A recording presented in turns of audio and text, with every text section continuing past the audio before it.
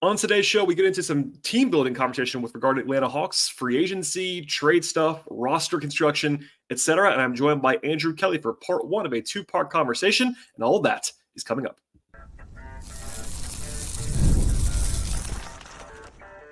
You are Locked On Hawks, your daily Atlanta Hawks podcast, part of the Locked On Podcast Network. Your team every day. Hello, friends. Welcome to episode 1736 of the Locked On Hawks podcast. I am your host, Brad Rowland, coming to you on a Tuesday into Wednesday here on the Locked On Hawks podcast. We encourage you to make us your first listen each and every day here at Locked On Hawks. Please check us out and subscribe to the show anywhere you might find your podcasts. That includes Apple and Spotify, as well as YouTube on the video side. And today's show is brought to you by the folks at FanDuel Sportsbook. Right now, if you're a new customer, get $200 in bonus bets with any winning $5 bet. And the place to go is FanDuel.com/lockedon to get started. Today's podcast is going to be part one of two with my friend Andrew Kelly, diving into some roster building stuff for the Hawks in this part one. And then part two will be heavily draft focused as we evaluate some of the options for the Hawks coming up at number one overall in just a couple weeks at this point in time. One note at the top of the podcast, we record this on Sunday. I don't think anything has really changed since then, but just as a note to understand why I'm not wearing the same shirt and all that fun stuff. But I am traveling this week, so doing a little bit of pre-recording to keep everybody up to date. If anything happens to break, I will be able to get in there and update you in real time. But there you go on that. And also part two will be available at your same podcast feed right now. So go ahead and subscribe. Stay tuned for part two after this podcast. And here we go with Andrew Kelly and part one. I am joined today by my guy, Andrew Kelly, sometimes of Peachtree Hoops, always of the internet. Andrew, how are you? I'm good, man. How about you? I'm well. I appreciate you doing this. I generally only ask you to come on like once or twice a year. You're a busy man. It's not really what you do, but I know that you are very interested, as your Twitter profile says, in team building aspects, which I think the Hawks have a lot of interesting team building stuff going on right now, both with the number one overall pick, of course, but also with their current roster that they've kind of been running back the last couple of years. And I guess I'll start there. Knowing that they won the lottery plays a part in this, but even before that, if you want to go back that far, like what, as a Hawks observer, what would you have been looking for them to do this summer? I guess pre-lottery, but even now, especially since they had that pick, which sort of opens up a bunch of avenues. Like, what's the overall goal? And like, are you trying to shake things up? Are you of the mind of kind of sticking with what they have been going recently? Like, where are you at on this entire project? Because it's pretty nuanced beyond just like, who do you pick at number one? I think they got to shake things up. I mean, I think that's pretty obvious at this point, just looking at the record over the last 2 years where they just have not been very good. So I think it's pretty clear they need to make some pretty big changes. It's interesting, after they traded for DeJounte, they really just haven't done much of anything. You know, they've used their draft picks. They made their Saddiq Bey trade. But other than that, like they've really sat on their hands for the most part. So it'll be interesting to see what this like kind of cobbled together front office can do this summer, just because there are some pretty big areas they need to address. Chiefly defense. I think that's like one of the obvious points they need to try to shore up. They've not been good at all since making the Eastern Conference Finals a few years ago. They've been a bottom five defense 2 of the last 3 years. I think just when you look at how to try and improve this team, I think defense is probably the key problem area you want to address for starters. Yeah, obviously my penchant for defensive appreciation is well known, and I obviously agree with you. I'm going to ask you later on in this conversation about the consensus candidates for the number one overall pick. But before we get to that, how does that work in your mind? The number one pick is part of the arsenal here, but I think the most likely thing that they will do is just use that pick on a player, and that player is going to be a rookie when they come in. And, you can certainly debate on who'd be more helpful sooner or rather than later. But as far as the more short-term or maybe even long-term, depending on how you look at it, like, what are you trying to value if you're the Hawks? Because they're clearly in more of a win now mode than most teams would be that win the lottery and sit at the top of the draft. But they also were a play-in team this year. They were a play-in team last year. And realistically, they're not like one semi-minor move away from being a top 3 seed in the East. Like that's not really how this stuff works. Like you probably need some bigger stuff to happen. So as far as like in your thinking, are you kind of more focused on this coming season, or are you looking long-term and being realistic? Because I think there's always a split on that with fans about like, all right, a lot of I'm sure you get these too. Like people want to like, all right, what's the lineup for next year? How are we going to do this? Versus like planning for 2 or 3 years from now. I would say both. I mean, it's kind of like cheating, but that's how I feel. I That's mean, true. they don't control their pick for like the next 3 seasons. So Uh-huh. that has to be a big part of your calculus and how you approach things. Like the option of just, kind of bottoming this team out and trying to tank and getting the Cooper flag sweepstakes, like that doesn't apply for the Hawks. So you want to be pretty good just because of the situation that they're in. I mean, obviously there's a lot of different dynamics they have to address. I mean, there's DeJounte and trade rumors, there's Trey and trade rumors. So it's hard to give a real prediction about how things could go from there. But I think you do want to be aiming to be good next year, like trying to win a playoff series good is kind of like what I have in mind.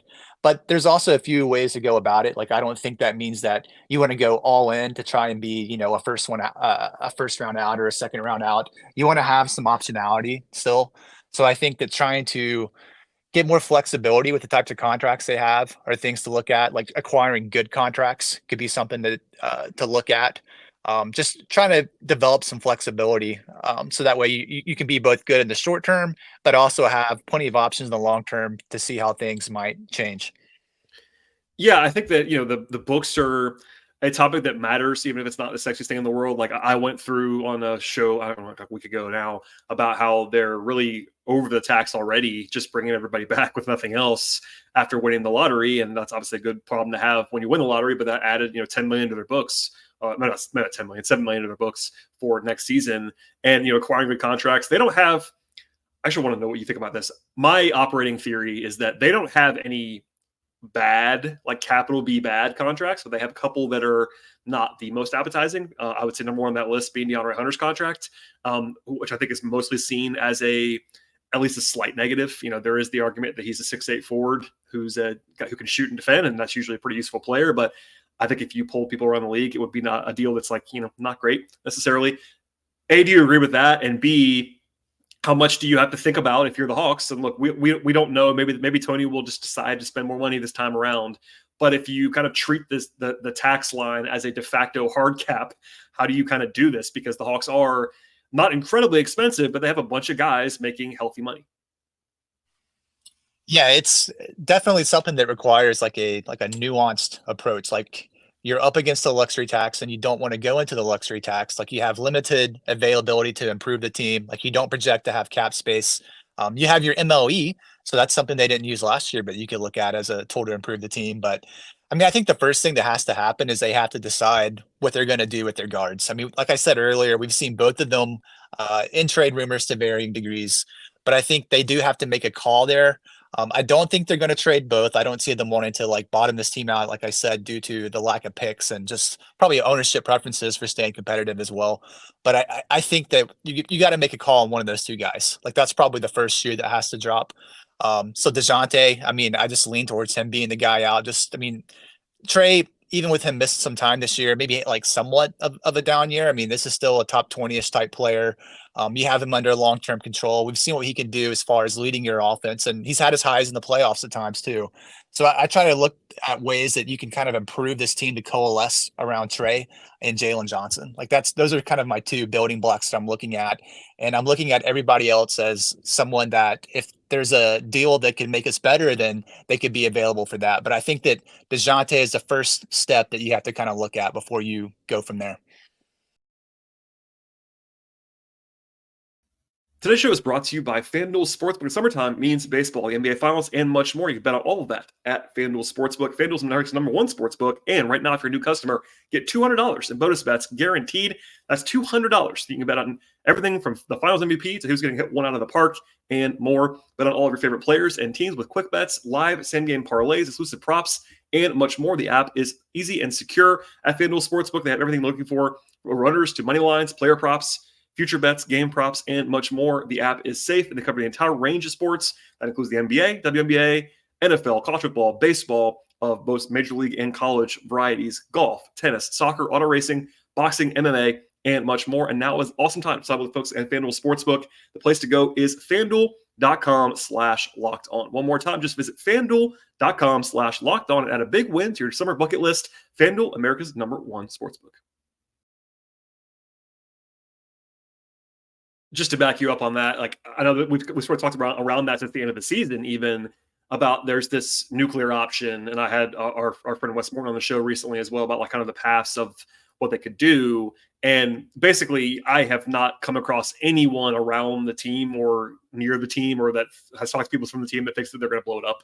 And by blow up, I mean trade both guards. Like that is an option that's like on paper, like, okay, if you want to do that, then reset the whole thing. And I get that as sort of a like extreme thing, but no one believes that's actually practical. And the longer this goes on, again, I'm recording this, in early to mid June, so it could change. But the longer this goes on without really hearing much on the like eager to trade Trey train out there, I think that the most likely of the two would be to trade DeJounte. And I think that sounds like you would kind of prefer that as a Hawks observer. I've been on record as saying that, look, I'm not like going to come on the podcast and burn the place to the ground if they trade Trae Young. But if it's me, I would not be looking to do that right now. I certainly agree with you that they probably need to break the backcourt up. And it's not because DeJounte is bad. It's that DeJounte and Trae don't fit together. And it's a very important distinction. I know I'm repeating it from previous podcasts, but in case people haven't heard it, I think DeJounte is a really good player that I think needs to be probably the point guard on his next team. And he's not the point guard in Atlanta because Trae is better than him, in my opinion. And also, like, they're too small together. Defensively, it's kind of a mess. So if you disagree with any of that, please let me know. But I guess through the lens of maybe going down this path, what do you think they should be trying to do if they were to just, all right, make the decision, trade DeJounte in their mind? Hey, they're not going to give him away. That's one and nor should they, in my opinion. But like, let's just say they've made this decision. What are you even trying to go out and get for DeJounte? Or is it best value? Because, you got these pick-based offers. Like, let's just say the Lakers offer from February, maybe a little bit better than that. It's much more kind of aligned with picks. Maybe you got Austin Reeves or whatever in the trade, or you have this like present day thing. Because this is kind of what we're talking about before about present day versus future. A lot of these trades for established players, whether even if it was Trae or DeJounte, they're going to be pick based, or at least heavily pick based. And like, how do you sort of square that with trying to make the team better now? Because it might be hard to get someone for DeJounte that's as good as DeJounte. That's kind of it's an obvious thing to say, but it's also one that just needs to be said out loud because you're probably not going to be able to get the small forward version of DeJounte for DeJounte straight up. Other than I guess there's a guy in New Orleans that's kind of similar. Yeah, I think you did a good job of kind of summarizing that, but there's a few different paths that I think you could go down. I mean, there's a picks based one, like maybe with LA, where you could look to get a couple picks back. I mean, like we talked about earlier, they don't have a pick in 25, they don't have a pick in 27. So getting some picks back could be appealing. But I also think that's harder to sell to like a disgruntled Trae Young that you're going to get, some future draft capital back. I don't know that that's what he would have in mind. You could look at trading him for a player that might make more sense with Trae, like a Cam Johnson, something like that from Brooklyn could be interesting. Getting a good shooter to kind of put between Trae and Jalen Johnson makes sense. It's maybe an easier fit there than with DeJounte. But the other option, and the one that I think they're going to spend a lot of time on, is just trying to get a player roughly in DeJounte's tier. That way you can sell Trae on and Quinn on not really getting much worse, but getting a player in that tier that might fit better. I mean, the first guy that comes to mind that we've already seen linked is just Brandon Ingram in New Orleans. I mean, when you look at New Orleans needs, they could be in the market for a guard. They've been connected to DeJounte in the past. I mean, Brandon Ingram, he's an expiring contract, a large contract. So you'd have to kind of have a plan for whether to extend him or be comfortable taking him to unrestricted free agency next year. But that's another guy that I think they could look at that might make a little bit more sense with Trae. I mean, Ingram does have like his own share of problems. Like he can be a black hole at times on offense, but having another shot creator, especially in half court, after you trade DeJounte, I think it's something you want to look at. You don't want to go too empty as far as like shot creating options in half court. I also think that just having like a taller initiator could be something really interesting for the Hawks. Ingram also too. I mean, he's had flashes on defense where he's, I would say he's at least like a solid defender. So he might make you better defensively than DeJounte, but that's somebody that I think we should mention just as somebody that has coming up a good bit just in some rumors as well as like online conversations about it. But yeah, I mean, you can look at picks as one option. You could look at like a better fit, somebody that you can sell like a Cam Johnson or just, another lower end star for lower end star type trade in Ingram. Yeah, I agree. And look, I'm not saying, because look, there hasn't been a lot of reporting on Ingram. Like there's been a little bit out there. I think Christian Clark mentioned it from New Orleans. They did talk about DeJounte trades in February, not for Ingram at that point, but they are interested in DeJounte. It seems like. I do think that if the Hawks acquire, for better or worse, is the way I'll put it, a famous player for DeJounte, it's probably going to be Brandon Ingram. I don't know if they're going to go that route. I think Brooklyn would make a lot of sense for DeJounte, to your point. Teams that need league guards. I mean, I don't think he's a great fit in Orlando, but that's doable, I would say. Orlando's in the market for a guard, it seems like. They don't really have a ton of like high-profile guys sent back. Like, just to say this out loud, no, the Hawks are not going to get Franz Wagner back for DeJounte. That's not going to happen. But it's going to be like a piecemeal kind of trade if that were to happen. But you can go through the teams around the league. Lakers, of course. There are teams that need guards. I think Detroit is Detroit's a team with a new front office now, but if they're trying to win a little bit more now, I think he would make some sense for them. There are some options across the board, and it's hard to do fake trades.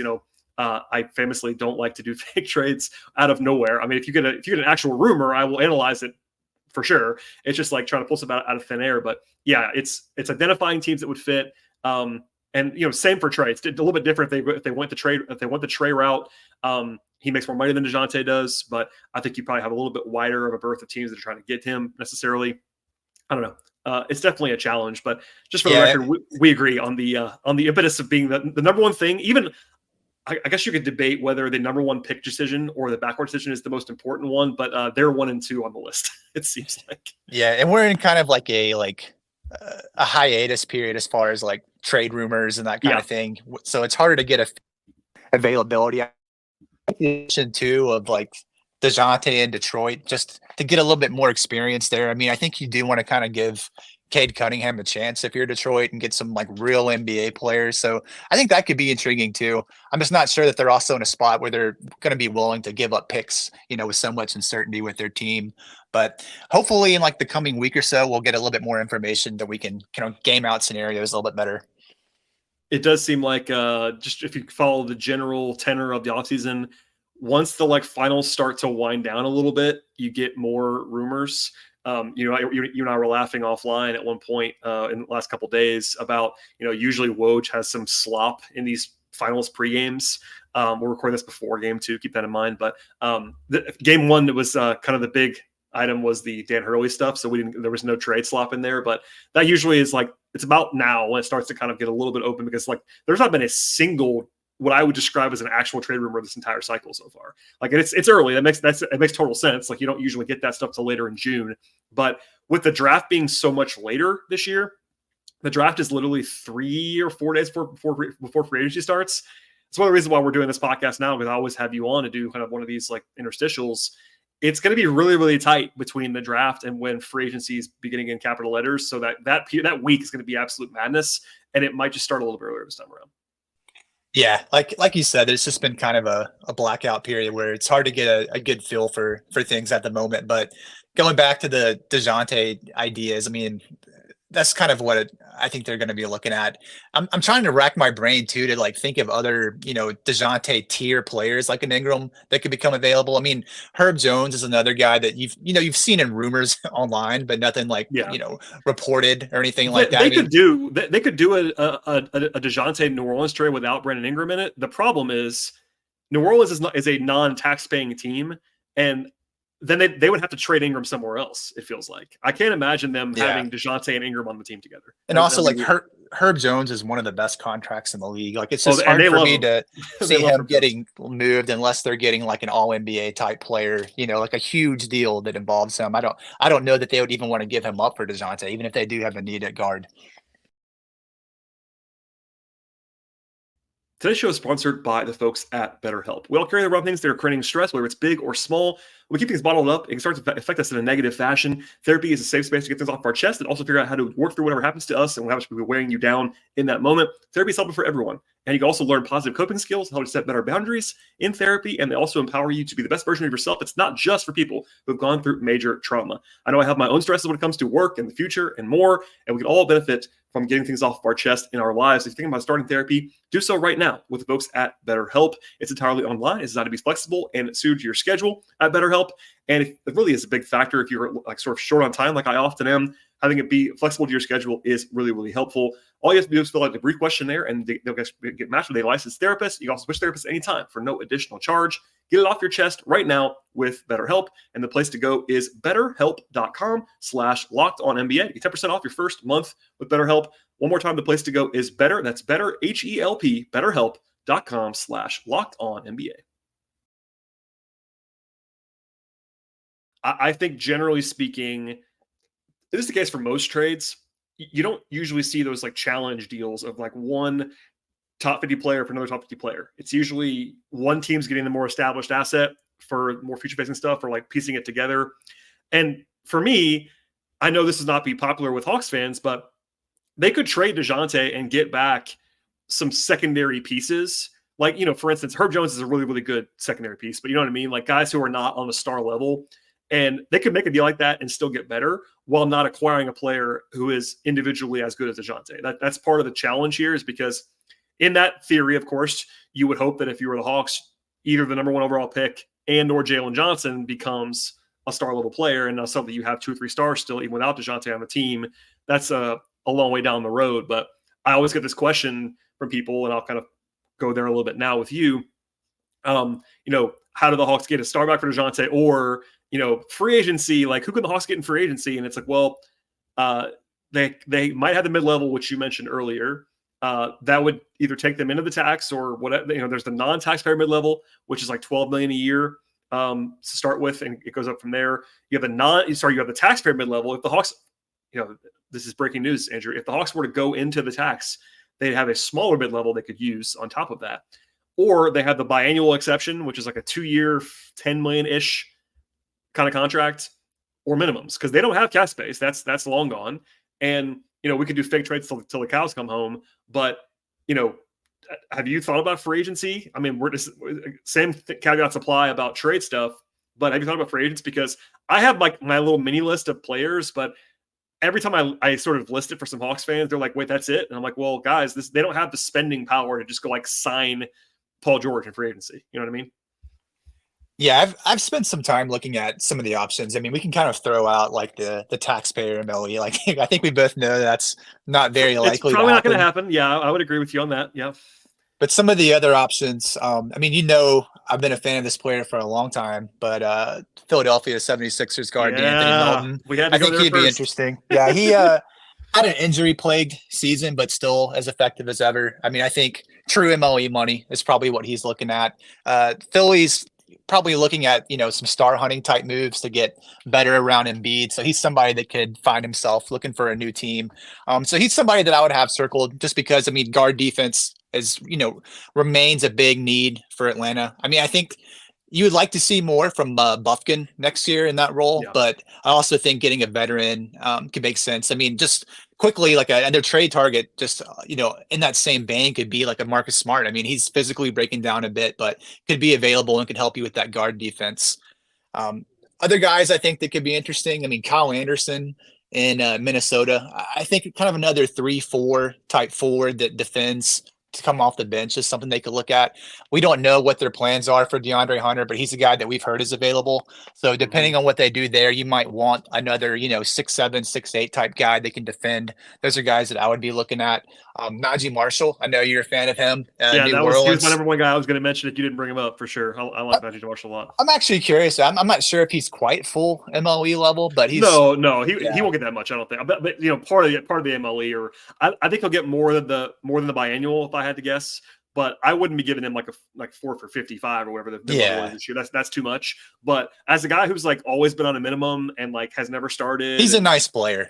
Yeah, I think he's like kind of what Melton was the last time we did this, when you were like begging and pleading for the Hawks to sign Melton when he was like pretty unestablished. I think that's what Marshall kind of is now, as like a guy who's like a real bet, but I think would probably be available for cheaper than some of those guys would be. He's a nice player too. He's one of those guys too, where, we've seen Derrick Jones Jr. this year kind of like bounce around a lot, then establish himself as like a starter as a good team. That's something that I could see happening for Najee eventually. One guy that I think actually could have like a realistic chance of happening is Royce O'Neal. He's a free agent. We know the experience with Quinn Snyder, has some positional versatility. That's someone that wouldn't be full MLE, but another guy that you might dip into a little bit. And that's something I could see happening. Yeah. No, I agree. The only thing there is that Phoenix like just cannot let him go. Like they cannot afford to let him go. They have no way to replace him at all because they're firmly in second apron territory, we'll say. But no, he would be interesting if he's actually available and able to get out of there. Like I have a list working. I mean, this is gonna be very, very funny, and I don't mean it to be. Torian Prince is available. Yeah, I looked him up too. That's something that makes sense. Yeah, and he's not exciting at all, but he can shoot. And he's the 3-and-D thing is overblown for him. It always has been. His defense is not very good, but like for cheap, if he's available for cheap, a reunion there. Because honestly, nobody's still here from that regime. Other than that would kind of be like your Saddiq Bey. Like we don't think he's going to be, because it's hard to know what they're going to do with him. I mean, do you make like the qualifying on Saddiq Bey? I guess you do. I mean, but that's one of the things I was going to ask you. Actually, it's like that's sort of the role that role. I mean, other guys like I'll just name some more players. Like Lonnie Walker is a offensive first option, but he's been cheap and would be useful. If they move on from Capella and don't draft Clingan, Goga Batate, would be a name that I would circle. I think Orlando's going to keep him, but that is an interesting one. But I like him a lot. He's definitely a pure center, so you wouldn't bring him in over the top of especially Clingan. I think if they draft Sarr, and then we'll get to that in a second. Sarr could be. We've seen it's more of a combo big, whereas Klingan's obviously just a center. Who else am I on my list? Some of the speaking like the worst version of DeAnthony Melton, Dennis Smith. Yeah, Jr. I had Dennis Smith on there. I was thinking for like a BAE, like that's probably about what he is. Because his offense is still really bad, but he is a good defensive player. And I mean, honestly, speaking my language now, I have to say 2 words out loud. And that's my guy DeLon Wright is back to be a free agent again. Just saying. I forgot that he was a free agent. I must have missed him on like the list, but yeah, DeLon Wright would obviously make a lot of sense. He honestly, I mean, unironically, I'm not to do my own bit. He actually would make a lot of sense. He's been better as a shooter the last couple of years. He doesn't need the ball. He plays defense. You don't have to start him. Like obviously, it didn't work out at the end for him, and I think that was the Nate regime. It's a whole different ball game now, and I think that BAE again, like if you'd sign for two for 10, that'd be great. Sign me up. I think some of it too is like what kind of role do you envision for Bufkin? Like that could affect how that is a big part of it. You approach these guards. Like if you're feeling really good about Bufkin, then that might be you could price it down a little bit to like a. You don't have to go as hard there. No, I think what you said earlier about that, not to go prolong it too much, but if you want just another veteran around, and maybe you're hoping Kobe just takes the reins, and that makes total sense to me. Like it probably won't be him, but like Aaron Holiday's available again, like a very boring, fifth guard who was already here before. But that's the kind of guy you sign if you want Kobe to be that guy. Yeah. You know what I mean? And it's just a little bit of an insurance policy. Also, depending, like let's say in this scenario they do trade DeJounte, like you still need another ball handler. Like you're not going to trust it with just Bufkin behind Trey. You're going to need somebody else. That's actually a good point that I should probably say more. If they trade DeJounte, again, that's a big if, or if they trade Trey, either way, they're going to need another ball handler. And I know Jalen might take a little bit more of that role on next year. That's very much in play, but people have to be reminded occasionally like of what it was like before they got DeJounte and like how badly they needed another guy who could handle the ball. And yes, they had Kobe. That'd be very much helpful, but Kobe will, you would think in this scenario, be a lot of backup point guard minutes, but even with Trey on the court, you need somebody else that can handle the ball and create some offense. And yes, Jalen will do a little bit of that, Bogey a little bit of that, but like you don't, like it's not like you're going to go back to the days, I don't think, of just having Trey with nobody else that can create around him. They didn't love that scenario. Yeah, you definitely have to have another guard in there. It's just kind of working out what kind of role that you're going to have for Bufkin. And I mean, back to the forward spot real quick too. I mean, Covington is somebody for like a vet min that can make sense. He's not totally washed yet. Yeah, his values. I mean, Daniel House is available. Like, yeah, I had Daniel House on my list. I mean, even Keita Bates-Diop. Like, there's like all kinds of names. They're not great. Even one guy that I had just for pure vet min was Gallinari. Just pure vet min, like deep bench. Like I think he's pretty cooked, but he can still shoot. I mean. This is just for Kevin Chouinard. Justin Holiday's available again. He was pretty good. Yeah, Justin Holiday. Yeah, he was. He actually okay in Denver. KJ Martin, I think, is a guy you brought up before in the past. He's a free agent. He's a free agent again. He kind of had a weird couple-year period. I mean, we're just naming guys, but yeah, I was about to say we're in the naming guys section of the show right now.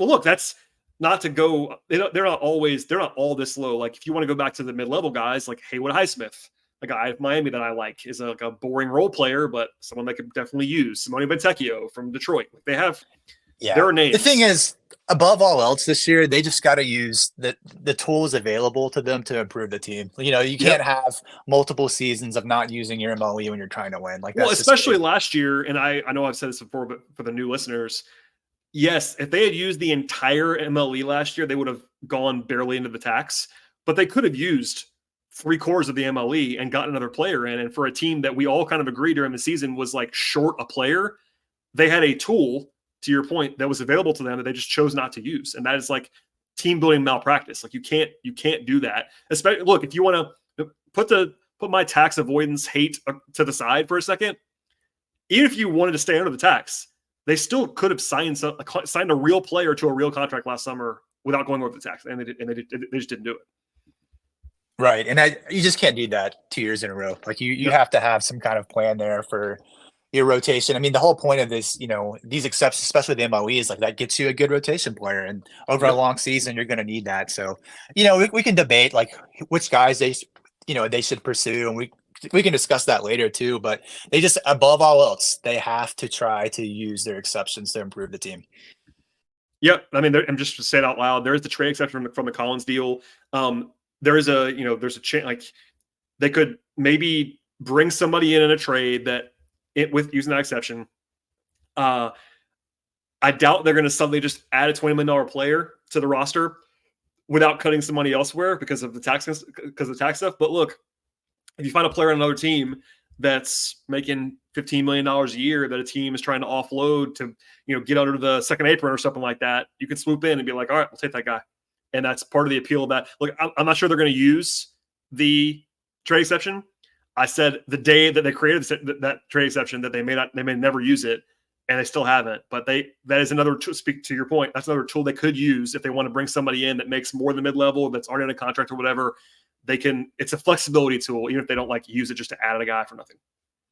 Yeah, and agreed. And there's never really been a point where I've expected them to use that trade exception either. It's one of those things where like you could use it as part of something else. Like for instance, if they were going to trade Clint for like to somebody with a cap space or whatever, and they wanted to kind of dump Clint for a pick or something like that, then you could turn around and use trade exception for a player and kind of replace that salary slot. Yeah, exactly. That's more practical than like just adding an expensive player because of, again, the tax concerns that we're talking about.